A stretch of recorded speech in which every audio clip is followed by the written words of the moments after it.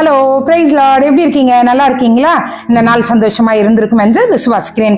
இன்றைக்கு நம்ம ஒரு ஜபத்தை ஏறெடுக்க போகிறோம். அது என்ன? கானானிய ஸ்திரீ அவள் ஏறெடுத்த ஒரு ஜபத்தை ஏறெடுக்க போகிறோம். மத்தேயு 15ஆம் அதிகாரத்துல 22வது வசனம். அப்பொழுது அந்த திசைகளில் குடியிருக்கிற கானானிய ஸ்திரீ ஒருத்தி அவரிடத்தில் வந்து, ஆண்டவரே, தாவீதின் குமாரே, எனக்கு இறங்கும், என் மகள் பிசாசினால் கொடிய வேதனைப்படுகிறாள் என்று சொல்லி கூப்பிட்டாள்.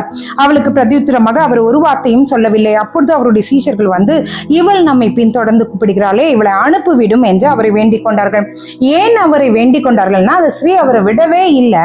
அவர் கால் பின்னாடியே அவ போயிட்டு இருக்கா. ஆண்டவரே, என் பிள்ளைய நீங்க காப்பாற்றுங்க, என் பிள்ளைக்கு சுகத்தை கொடுங்க, அவ பிசாசினால கொடிய வேதனைப்படுறா, அவளுக்கு விடுதலை கொடுங்க சொல்லி ஆண்டவர் பின்னாடியே அவள் கூப்பிட்டு கொண்டே அவள் நடக்கிறாள். அவ தொடர்ந்து அவ கேட்டுட்டே இருக்கிறத பார்த்த உடனே அவங்க சீடர்கள் சொல்றாங்க, இவளை அனுப்பிடுங்கப்பா, இவ ரொம்ப இம்சை பண்றா. அதுதான் அதனுடைய அர்த்தம். ரொம்ப கேட்டுட்டே அவ பின்னாடியே வந்துட்டு இருக்கா, அவளை அனுப்பி விடுங்கன்னு சொல்லிட்டு ஆண்டவரிடத்துல அவர்கள் வேண்டிக் கொள்கிறார்கள். அப்பொழுது ஆண்டவர் அவர்களை பார்த்து ஒரு வார்த்தையை சொல்றாரு. என்ன சொல்றாரு? காணாமல் போன ஆடுகளாகி இஸ்ரவேல் வீட்டாருக்கு தான் நான் அனுப்பப்பட்டேன், மற்றவங்களுக்கெல்லாம் அனுப்பப்படல. ஏன்னா இவள் ஒரு கானானிய ஸ்திரீ. இந்த கானானிய ஸ்திரீயோட மகளுக்கு நான் வந்து சுகத்தை கொடுக்க முடியாது என்கிற மாதிரி ஆண்டவர் சொல்றாரு. ஆனாலும் அவ என்ன சொல்ற? மெய்தான் ஆண்டவரே சொல்லிட்டு ஆண்டவர் அவளோடு பேசுகிறாள். என்ன சொல்றாரு? நாங்க வந்து நாங்க வந்து எங்களுடைய பிள்ளைகளுடைய அப்பத்தை நான் வந்து நாய்க்குட்டிகளுக்கு போடுறது நல்லதல்ல அப்படின்னு சொல்லுவா. அப்ப அவ சொல்ற, மெய்தான் ஆண்டவரே, ஆனாலும் நாய்க்குட்டிங்க வந்து என்னது பிள்ளைகள் சாப்பிட்டு அவங்க சாப்பிடுறது வாயிலிருந்து கீழே கொட்டுறத நாய்க்குட்டிகள் சாப்பிடுமே என்ன என்று அவள் சொல்லுகிற ஒரு காரியத்தை நீங்க பார்க்க முடியும்.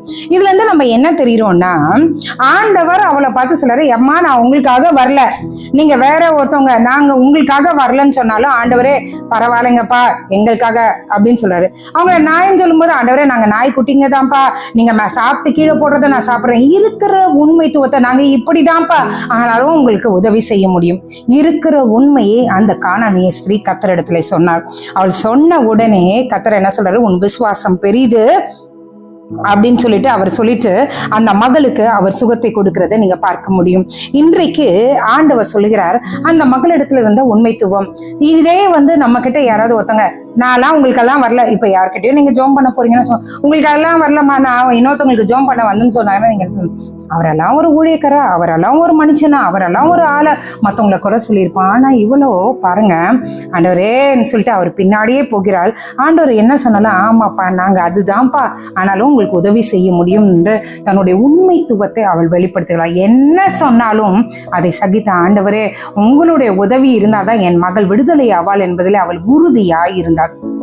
நல்லா கேட்டுக்கோங்க, ஆண்டவர் இந்த ஒரு பெண்மணிக்காக தான் அவ்வளோ தூரம் நடந்து போய் அந்த பெண்ணுக்கு மட்டும்தான், அந்த பெண்ணோட பிள்ளை மகளுக்கு மட்டும்தான் சுகத்தை கொடுத்து அந்த ஏரியாவை விட்டு அவ திரும்பி வந்துட்டார். அந்த ஒரு மகளின் சுகத்திற்காக அவ்வளோ தூரம் போயிடுச்சு. அவன் நினைச்சிருந்தானா, சரி நான் சுகத்தை கொடுக்குறேன்னு சொல்லிருக்கலாம். ஆனாலும் அவளுடைய விசுவாசத்தை டெஸ்ட் பண்ணி ஆண்டவர் கொடுக்குறார்.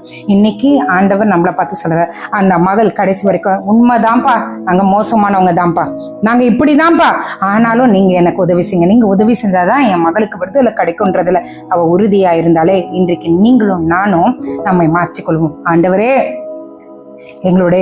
நாங்கள் பாவிகள் தான், நாங்க இப்படிதான் ஆண்டவரே, ஆனாலும் உங்களால மட்டும்தான் எங்களை கழுவ முடியும், உங்களால மட்டும்தான் எங்களுக்கு உதவி செய்ய முடியும். ஆமா ஆண்டவரே, நான் வழி தவறி போயிட்டேன் தான் ஆண்டவரே, உங்களால மட்டும்தான் என்னை நெறிப்படுத்த முடியும். ஆண்டவரே, உங்க வார்த்தைக்கு நான் கீழ்ப்படியாம போயிட்டேன்னா, ஆனாலும் உங்களால மட்டும்தான் என்னை மாற்ற முடியும், உங்களால மட்டும்தான் நான் இப்ப இருக்கிற அந்த சூழ்நிலையில எனக்கு உதவி செய்ய முடியும் என்று கானானிய ஸ்திரீயை போல ஒரு பின்பாகவே நடந்து உறுதியாய் பற்றி கொள்ளும் போது கர்த்தர் அவளுடைய மகளுக்கு விடுதலை கொடுத்தது போல நமக்கும் விடுதலை கொடுப்பார். ஜெபம் பண்ணலாமா? எங்களை நேசிக்கிற நல்ல பரமபிதாவே, அப்பா எத்தனோ பேருக்கு சாக்கியத்தை நீர் எங்களுக்கு தந்தீரே, உமக்கு நன்றி. கானானிய பெண் தன்னுடைய மகளுடைய விடுதலைக்காய் உண்மை உறுதியாய் பற்றி கொண்டு அந்த விடுதலை பெற்று கொண்டாலே, மகளுடைய வாழ்க்கையில ஒரு விடுதலை கண்டாலே, அது போல ஆண்டவரே நாங்களும் உண்மை உறுதியாய் பற்றி கொண்டு, ஆண்டவரே என்ன இருந்தாலும் எங்களுடைய உண்மைத்துவத்தை நாங்கள் உணர்ந்தவர்களாய் எங்களுடைய உண்மைத்துவத்தை உம்மிடத்துல வெளிப்படுத்தி நீர் கொடுக்கிற ஆசீர்வாதத்தையும் சுகத்தையும் விடுதலையும் நாங்கள் பெற்றுக்கொள்ள எங்களுக்கு உதவி செய்யுங்க. அப்பா, இந்த இரவுல யார் யார் பலவீனமாய் படுத்துக் கொண்டிருக்காங்களோ பலத்தினாலே இடை கட்டி கொள்ளுங்க. யார் யார் சுகவீனமாய் ஆண்டவரே டாப் டு பாட்டம் வரைக்கும் ஆண்டவரே அடிச்சு போட்ட மாதிரி இருக்கு, என்னன்னே தெரியலையே, என்னால எதுவுமே செய்ய முடியல, கட்டப்பட்ட அனுபவத்துல இருக்காங்களோ விடுதலை உண்டாகட்டும். அந்த கானானிய பெண்ணின் மகளுக்கு விடுதலை கொடுத்த தேவன் இவர்களுக்கும் விடுதலை கட்டவிழ்ப்பீராக. சுகம் பலன் ஜீவனை கூட்டித்தாங்க. காலை எழுந்து உங்க நாமத்தை மகிமைப்படுத்த கிருபை செய்யுங்க. இயேசுவின் மூலம் ஜெபம் கேளும் நல்ல பரமபிதாவே. ஆமேன், ஆமேன், ஆமேன். God bless you.